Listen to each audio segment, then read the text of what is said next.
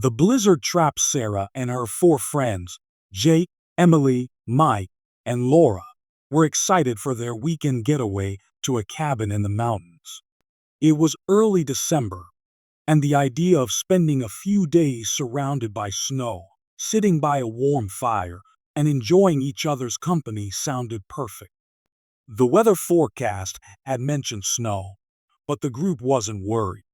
They thought it would just add to the cozy winter vibe they were looking forward to. They packed plenty of warm clothes, food, and supplies for a few days and loaded everything into Jake's SUV.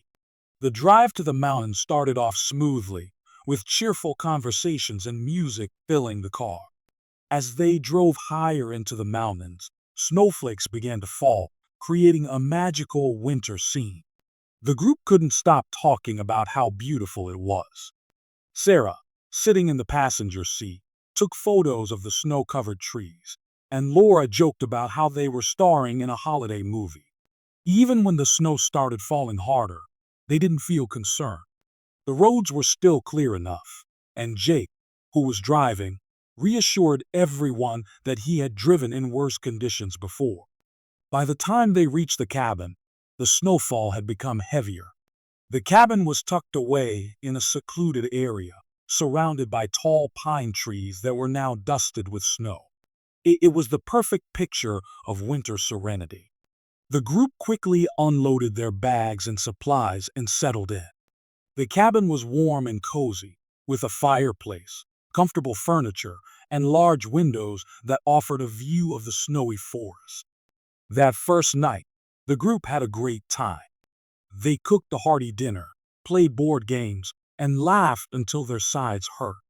The snow continued to fall outside, but it only added to the charm of their evening. Before going to bed, Sarah stood by the window, watching the snow pile up. She thought it looked beautiful and peaceful. The next morning, the peaceful feeling was gone. When Sarah woke up and looked outside, she could hardly believe her eyes. The world was completely buried under a thick layer of snow. The trees, the ground, the road, everything was covered. The snowfall from the night before had turned into a full-blown blizzard. The wind howled outside, and the snow didn't seem to be stopping anytime soon. At first, the group didn't mind being snowed in. They figured the storm would pass in a day or two, and they could just enjoy their time indoors. They played more games, made hot chocolate, and even laughed about their situation. Being stuck in the cabin seemed like an adventure. But as the hours turned into days, the mood started to shift. On the second day, the power went out. The heater stopped working, and the cabin quickly grew colder. They had a small backup generator, but it could only run for a few hours at a time. They used it sparingly, mostly to cook or warm the cabin for a little while. By the third night, the cold was unbearable. They all slept in the living room, huddled together under layers of blankets. That night, Sarah woke up to a strange sound. It was faint, like whispers carried by the wind. She sat up and listened closely, but couldn't tell where it was coming from. It didn't sound like her friends, who were all fast asleep. She told herself it was just the wind playing tricks on her and tried to go back to sleep. The next morning, when the group went outside to check on the generator, they found something strange. There were footprints in the snow, leading up to the cabin door. The footprints were large, much larger than any humans, and they had an odd shape. They didn't look like they belonged to any animal they could think of. The group stood around the footprints, trying to figure out what could have made them. Maybe it's a bear, Mike suggested, but Jake shook his head. Bears are hibernating this time of year, he said, and these don't look like bear tracks. The discovery unsettled everyone, but they tried to brush it off. Maybe it was just some animal they weren't familiar with. Still, they couldn't shake the uneasy feeling the tracks left behind. By the fifth day, the group was struggling. Their food supplies were running low, and they were all feeling the effects of the cold. The once cheerful atmosphere was gone, replaced by tension and irritability. The whispers outside the cabin had become louder and more frequent. They sounded like voices, but none of them could make out the words. It felt as though the whispers were coming from all around them, circling the cabin. Jake decided he couldn't take it anymore. "We can't just sit here and wait," he said. "I'm going to try to find help." The others tried to talk him out of it, but Jake was determined. He bundled up in his warmest clothes, took a flashlight, and headed out into the storm. The group watched him disappear into the snow, hoping he'd return soon with help. But hours passed, and Jake didn't come back. The rest of the group was terrified. They didn't know if Jake was lost, injured, or worse. They decided to stay together and barricade the doors and windows with furniture. That night, the whispers outside turned into deep, guttural growls. Shadows moved past the windows, and strange shapes seemed to loom in the distance. Sarah, Emily, Mike, and Laura huddled together, too scared to sleep. On the sixth night, the growls grew louder. The shadows outside the cabin seemed to press closer. At one point, something banged against the door, making everyone jump. They held their breath, waiting to see if it would happen again, but the noise stopped. The group barely made it through the night. When morning came, they were exhausted and on edge. Finally, after 7 long days, the storm ended. The snow stopped falling and the wind calmed. Rescuers arrived at the cabin, having been sent by concerned family members who hadn't heard from the group. Inside the cabin, they found only Sarah. She was sitting in a corner, trembling and unresponsive. The rescuers tried to ask her what had happened, but Sarah couldn't speak. Her eyes were wide with fear, and she clutched a blanket tightly around herself. Sarah was taken to a hospital, where doctors treated her for frostbite and severe shock. Over time, she physically recovered, but she was never the same. She refused to talk about what had happened in the cabin. The only thing anyone ever heard her say about it was when she woke up screaming from nightmares. "It's still out there," she would whisper to herself, her voice shaking. Years later, Sarah still couldn't escape the memories of that week. The whispers in the wind, the strange footprints, and the shadows outside the cabin haunted her. She avoided snowy places and refused to go anywhere near the mountains. No one ever found out what truly happened in the cabin during those 7 days, and the mystery remained unsolved. But for Sarah, the nightmare was far from over. It stayed with her, a chilling reminder of whatever had waited for them in the snow. Lost on the mountain, Tom and Mike were brothers who loved hiking. Tom was older, at 27, and had been hiking since he was a teenager. Mike, only 18, looked up to his brother and enjoyed every adventure they went on together. They had explored forests, climbed mountains, and even camped in the middle of nowhere. It was their favorite way to spend time together. Hiking gave them peace and a sense of accomplishment, and it brought them closer as brothers. One cold January morning, Tom and Mike decided to take on a new challenge: a winter hike in the Rockies. This trail was tougher than the ones they had done before, but that was part of the excitement. They had planned this trip for weeks, studying the maps and checking their gear. They packed warm clothes, food, water, and a first aid kit. Tom had also brought along a compass and flashlight, while Mike carried a small tent and sleeping bags. They thought they were prepared for anything. The morning they set out, the weather was perfect. The sky was clear, and the sun shone brightly on the snowy landscape. It was cold, but not unbearable, and the fresh air filled them with energy. They started the hike early, excited to see the beauty of the mountains in winter. The trail was challenging, with steep climbs and icy patches, but they were used to hard hikes. They laughed and talked as they made their way up, enjoying the peacefulness of the snowy wilderness. A few hours into their hike, the weather began to change. Dark clouds rolled in, covering the sun. The wind picked up, and snowflakes started to fall. At first, they didn't think much of it. Tom said, "It's just a little snow. We'll be fine." Mike nodded, trusting his brother's confidence. They continued climbing, determined to reach the peak before heading back down. But as they climbed higher, the snow fell harder. The wind grew stronger, blowing snow into their faces and making it hard to see. The trail became slippery and hard to follow. Soon, it disappeared entirely under a thick blanket of snow. Tom and Mike paused to assess the situation. "Should we turn back?" Mike asked, his voice a mix of worry and hope. Tom hesitated.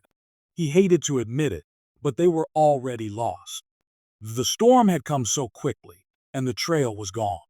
They had no idea which way was back. "Let's keep moving for now," Tom said, trying to sound calm. "We'll find shelter and figure it out." The brothers pressed on, but the storm only got worse. Snow was falling so fast that it covered their footprints almost immediately. The wind howled around them, and the cold seeped through their clothes. Mike was starting to panic. "Tom, what if we can't find our way?" he said, his voice shaking. "We will," Tom said firmly. "Just stay close to me." After what felt like hours, they stumbled upon a small cave in the side of the mountain. It wasn't much, but it was enough to shield them from the storm. They climbed inside, grateful for the break from the wind and snow. The cave was dark and cold, but at least it was dry. They huddled together for warmth, pulling their sleeping bags around them. They ate a little of the food they had packed, granola bars and dried fruit. It wasn't much, but it gave them some energy. As they rested, they tried to come up with a plan. "We'll wait out the storm," Tom said. "Once it clears, we'll find the trail and head back."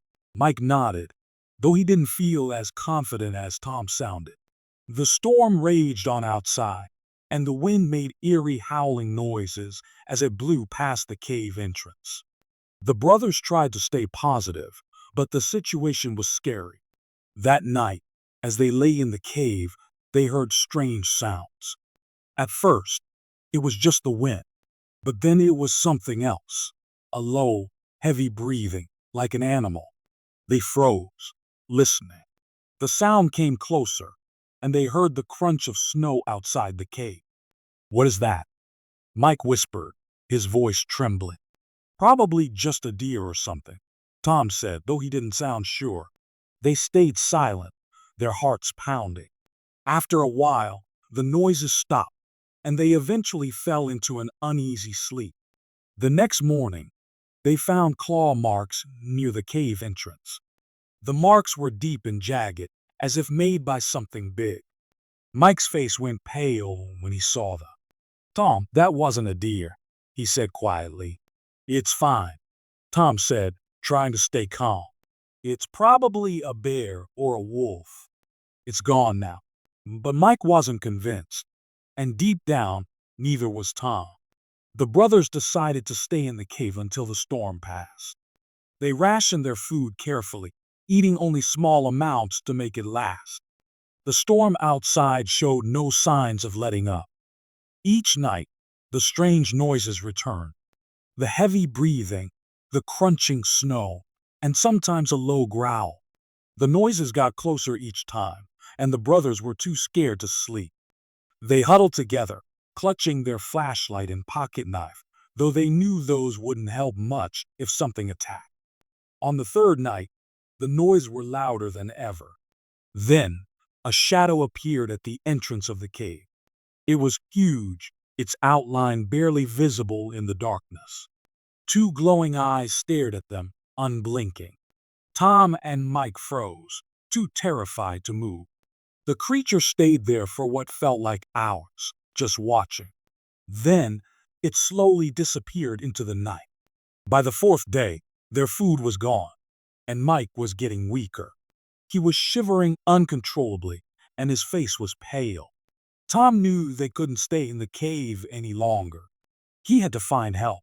"Mike, I'm going to get help," Tom said, his voice firm. "You stay here and rest." I'll come back for you." Mike looked scared, but nodded. "Be careful, Tom." Tom left the cave, braving the storm. The snow was deep, and the wind made it hard to walk, but he pushed on. As he moved through the blizzard, he heard a low growl behind him. He turned, but there was nothing there. The growl came again, closer this time. Tom's heart raced. He started running, his boots sinking into the snow with each step.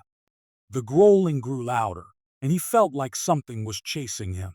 Tom ran until he couldn't anymore. Exhausted, he collapsed in the snow. The last thing he remembered was the cold seeping into his body and the faint sound of voices calling his name. When Tom woke up, he was in a hospital bed. A rescue team had found him, barely alive. They told him he was lucky to be alive. But when Tom asked about Mike, their faces grew serious. "We didn't find anyone else," they said. "We searched, but there was no sign of your brother." Tom was devastated. He told them about the creature, but no one believed him.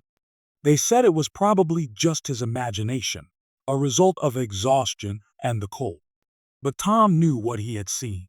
Something had been stalking them on that mountain, and it had taken his brother. To this day, Tom can't forget the glowing eyes and the terrifying growls. He avoids the mountains now, haunted by the memory of what happened. No one believes his story, but he knows the truth. Something is out there, hidden in the snowy wilderness, waiting for its next victim. In the early 1900s, there was a small mining town called Frost Hollow. It was hidden deep in the snowy wilderness of Alaska. This tiny town was home to about 50 people who worked together to survive the harsh winters. The people in Frost Hollow were like a big family. They relied on each other, sharing food and warmth to get through tough times. Life in Frost Hollow was not easy. The winters were long and brutal, with snow piling up to the windows and temperatures dropping far below freezing. But the people were strong and determined. They mined for precious metals, hunted for food, and gathered wood to keep their homes warm. Everyone had a role to play, and they took care of each other. One winter, things took a strange and terrifying turn. A massive snowstorm hit the area. This was not just any storm. It was one of the worst anyone had ever seen. The wind howled like a wild animal, and snow fell so heavily that you couldn't see more than a few feet ahead. The storm went on for over a week, trapping the people of Frost Hollow in their homes. They couldn't contact anyone outside the town, and no one could come to help them. They were completely cut off from the rest of the world. When the storm finally ended, a supply team set out to check on the town. These teams would usually bring food, medicine, and other essentials to remote places like Frost Hollow. But what they found when they arrived was beyond anything they could have imagined. The town was completely empty. The streets were silent, and the only sound was the crunch of snow under their boots. Snow had piled up against the buildings, covering windows and doors. It looked like the storm had swallowed the town whole. But the strangest thing was that there were no people, not a single soul in sight. The supply team began searching the town. They went into the houses, expecting to find people sheltering inside. Instead, they found homes that looked like they had been abandoned in a hurry. Food sat uneaten on tables, as if people had left in the middle of a meal. Fires had burned out in the hearths, leaving piles of cold ash. Clothes and belongings were still in place, as if everyone had just vanished into thin air.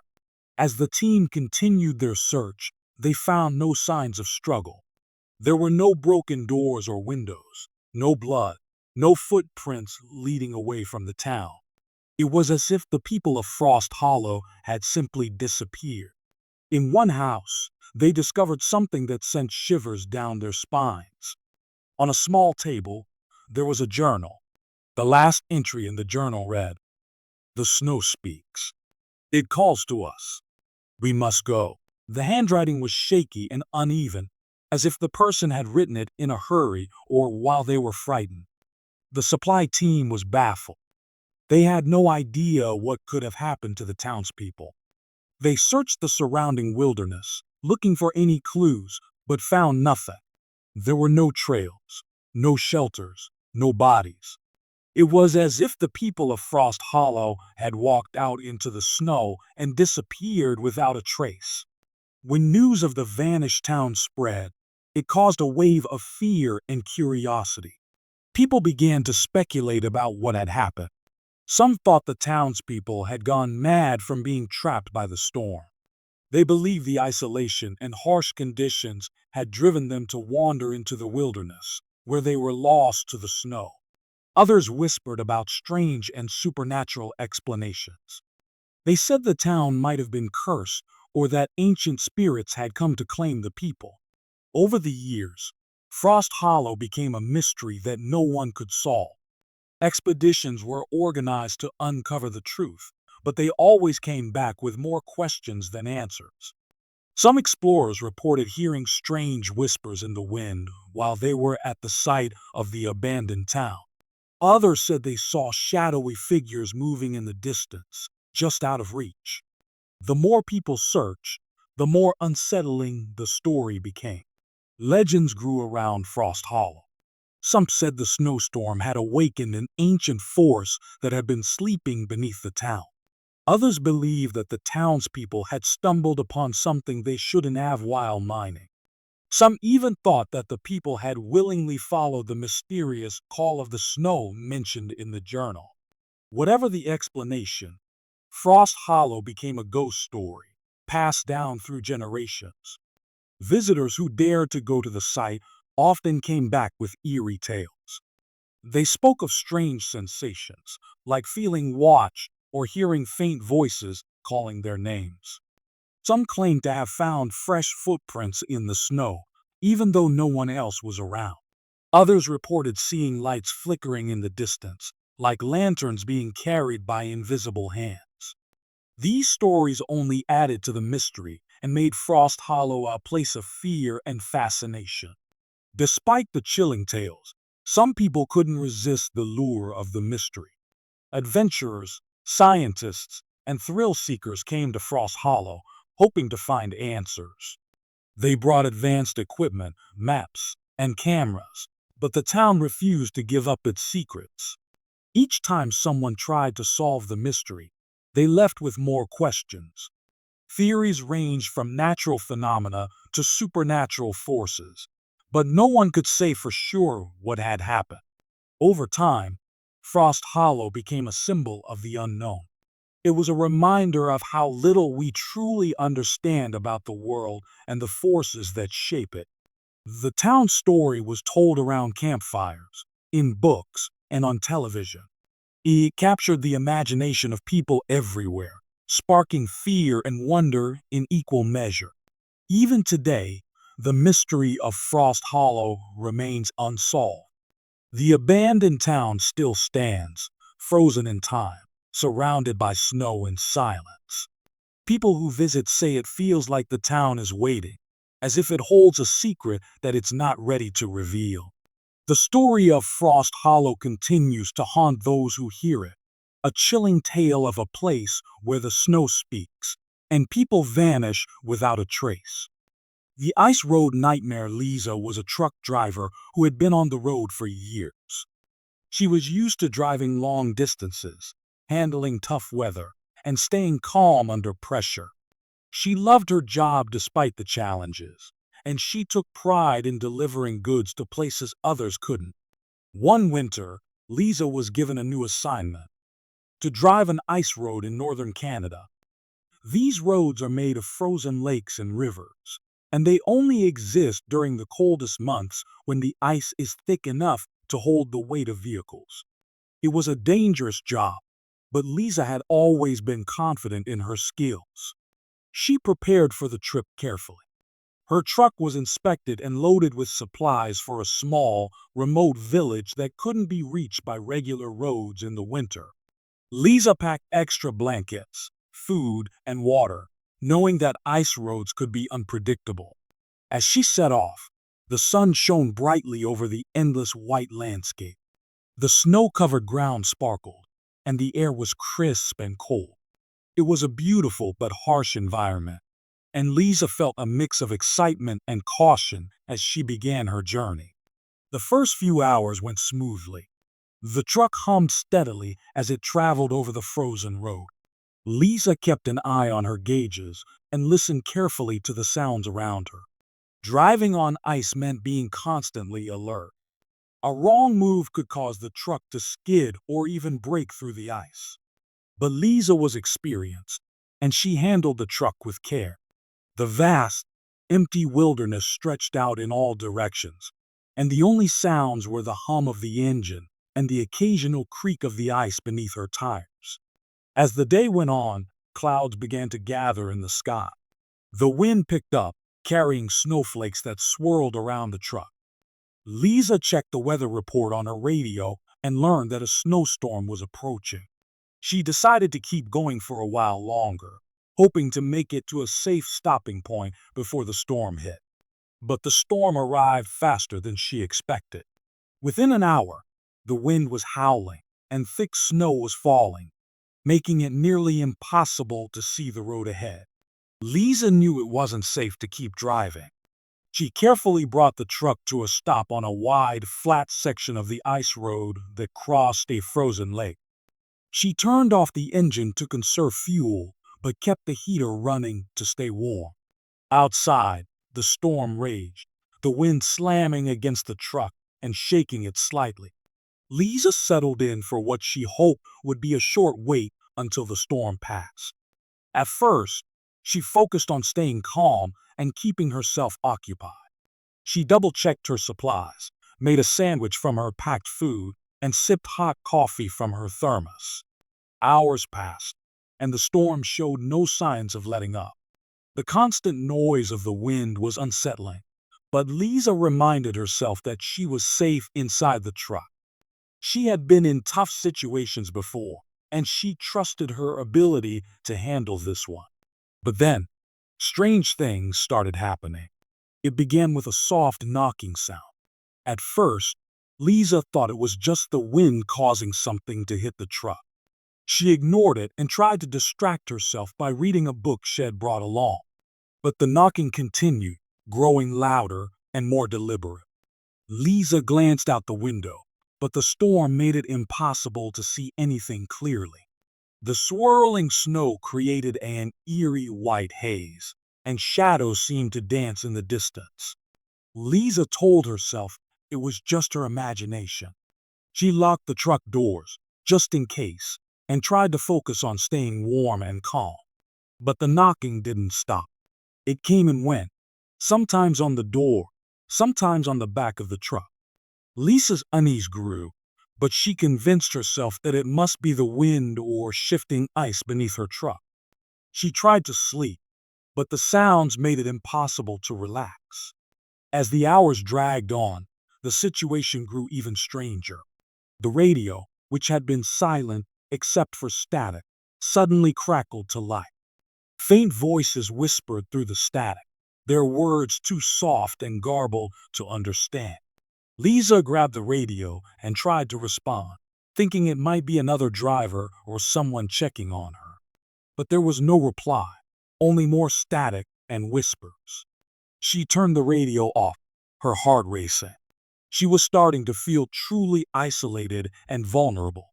Then, Lisa saw something that made her blood run cold. Through the swirling snow, she noticed a figure standing in the distance. It was hard to see clearly, but it looked like a person, standing motionless in the storm. Lisa squinted, trying to get a better look, but the figure didn't move. It just stood there, barely visible through the white haze. Lisa felt a chill run down her spine. Who could possibly be out here in the middle of a storm? And why weren't they moving or trying to signal for help? Lisa turned on her high beams, hoping to get a clearer view. But the figure disappeared, as if it had never been there. She told herself it must have been a trick of the light or her eyes playing tricks on her in the storm. But she couldn't shake the feeling of being watched. The sense of unease grew stronger with each passing hour. By the second night, Lisa was exhausted but too scared to sleep. The knocking continued sporadically, and the radio crackled with occasional bursts of static and faint voices. The figure appeared again, closer this time. Lisa could see it more clearly now. It had no face, just a dark, empty void where its features should have been. She froze, staring at the figure through the window.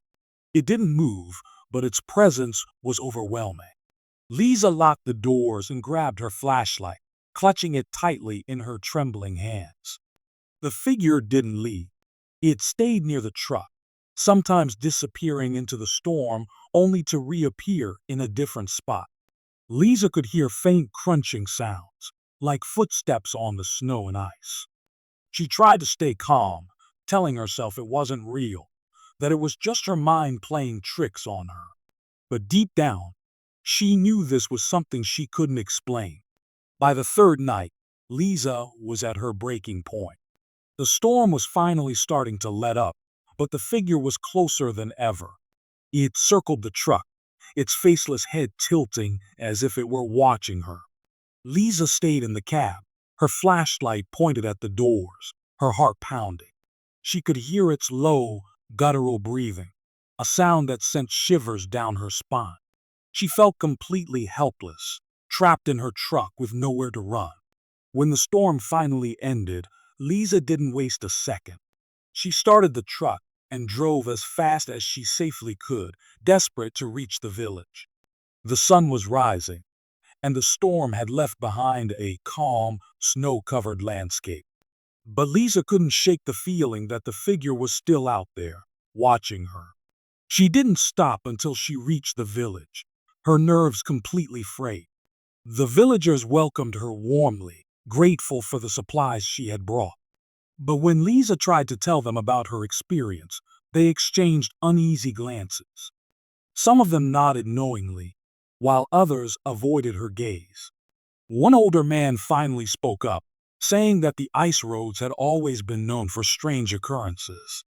He told her stories of other drivers who had seen things they couldn't explain. Lisa realized she wasn't the first to encounter the faceless figure, and she wouldn't be the last. Lisa never took another ice road job again. She returned to her regular routes, but the memory of that stormy night stayed with her. She couldn't forget the sound of the knocking, the whispers on the radio, or the sight of the faceless figure standing in the snow. It haunted her dreams and lingered in her thoughts, a reminder of the mysteries and dangers that exist in the world's most remote and unforgiving places. The Lonely Lodge. Mark was a writer in search of inspiration. For years, he had struggled with writer's block, staring at blank pages and feeling the pressure of missed deadlines. His editor, Lucy, had suggested he take a break from the noisy city and try to write somewhere quiet and peaceful. Mark wasn't sure it would help, but he was desperate to try anything. That's how he ended up renting an old lodge in the middle of a forest. The lodge was far from civilization, with no internet, no phone service, and only the sounds of nature to keep him company. Mark thought the isolation might be just what he needed to focus. The day Mark arrived, the forest was calm, and the lodge looked charming in its own way. It was small, with wooden walls that creaked slightly in the wind, a stone fireplace in the main room, and large windows that overlooked the snowy forest. It felt old but cozy, like a place full of stories. Mark unloaded his bags, brought in some groceries, and set up his writing desk near one of the windows. He felt a tiny flicker of hope. Maybe this place really would inspire him. By evening, the weather began to change. Dark clouds rolled in, and snow started to fall. Mark didn't think much of it at first. He lit the fireplace, though it didn't produce much heat, and placed a few candles around the room. The storm grew stronger, and the wind howled like a distant cry. Mark shivered and wrapped a blanket around himself, but he tried to focus on his work. He scribbled a few notes in his notebook, enjoying the quiet except for the occasional creak of the floorboards and the soft crackle of the fire. As night fell, The snowstorm became fierce. The wind battered against the windows, and the snow piled up outside, covering everything in a thick white blanket. Mark realized he was completely cut off from the outside world. Still, he wasn't worried. He saw it as an opportunity to finally concentrate on his writing without distractions. The first night was uneventful, though Mark felt a little uneasy. The lodge had an unsettling atmosphere, but he told himself it was just because he wasn't used to being alone in such a quiet, isolated place. He wrote by candlelight, pausing now and then to listen to the wind. There was something almost soothing about the storm, and he felt a small spark of creativity returning. For the first time in months, he felt like he might actually be able to write a story. But things began to change the next day. When Mark woke up, he noticed something odd. A chair in the corner of the room had moved. He was sure he had left it by the table the night before, but now it was facing the window. Mark frowned, thinking maybe he had moved it without remembering. He shrugged it off and went about his day. As the hours passed, strange things started happening. Small objects, like his pen or his notebook, seemed to disappear and reappear in different places. He heard faint noises, a creak here, a soft thud there, but every time he checked, he found nothing. Mark told himself it was just his imagination. After all, he was alone in an old house, and old houses made noises, right? That night, as Mark prepared for bed, the whispers began. At first, they were so quiet he thought it might be the wind. But as he sat in the silence, he realized the whispers sounded different. They were faint and unclear, like someone speaking just out of earshot. Mark felt a chill run down his spine. He tried to convince himself it was nothing, maybe just the wind passing through cracks in the lodge. He went to bed, pulling the blankets tightly around him, but he couldn't shake the feeling that something wasn't right. The next morning, Mark made a startling discovery. When he opened the door to check on the snow, he saw a trail of footprints leading from the forest to the lodge. They stopped right at his front door. The strange part, there were no footprints leading away. Mark's heart pounded as he stared at the tracks. He tried to come up with a logical explanation. Maybe an animal had made the prints, though they looked too human for that. Shaking his head, he closed the door and locked it. He decided not to think about it too much. After all, he was here to write, not scare himself with silly thoughts. But as the day went on, the whispers grew louder. Mark couldn't ignore them anymore. They seemed to come from every corner of the lodge, echoing softly but persistently. He tried to write, but the whispers distracted him. He turned up the volume on his music to drown them out, but it didn't help. The whispers seemed to seep through the music, surrounding him. Mark's unease grew. He started feeling like he wasn't alone. On the second night, Mark's fear turned into panic.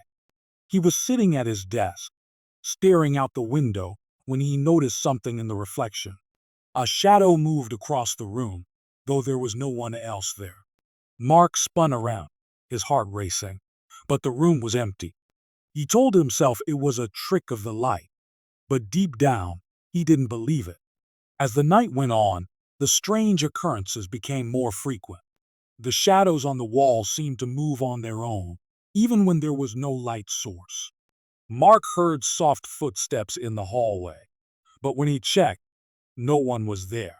He felt like he was being watched, but every time he turned around, he saw nothing. Sleep was impossible. Mark spent the night sitting in a corner, clutching his notebook and trying to convince himself he was imagining everything. By the third day, Mark was exhausted and on edge. The storm outside showed no signs of stopping, and he felt trapped. He decided he'd had enough and wanted to leave. He packed his things and tried to open the door, but it wouldn't budge. No matter how hard he pulled, it was as if the door was frozen shut. Mark's panic grew. He checked the windows, but they wouldn't open either. It was as if the lodge itself was keeping him inside. That night, the whispers turned into voices. They called his name, soft at first, but growing louder and more insistent. Mark's fear turned into terror. He saw figures standing in the corners of the room, their faces pale and lifeless. They didn't move, but their empty eyes seemed to follow him. Mark tried to tell himself they weren't real, but they didn't disappear. The more he stared at them, the more real they seemed.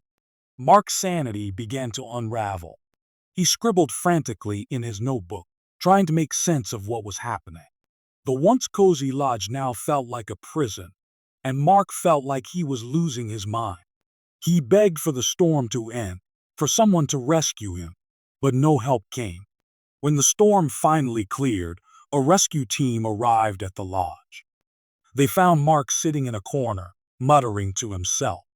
His face was pale, his eyes wide with fear. He was clutching his notebook, which was filled with messy scribbles and drawings of ghostly figures. The rescuers tried to talk to him, but he wouldn't respond. It was as if he was in a trance, lost in his own mind. Mark never wrote another book. He spent the rest of his life in a psychiatric hospital, haunted by the spirits of the lonely lodge. He would sit by the window, staring out at nothing, and sometimes he'd whisper to himself, repeating the names of the voices he'd heard.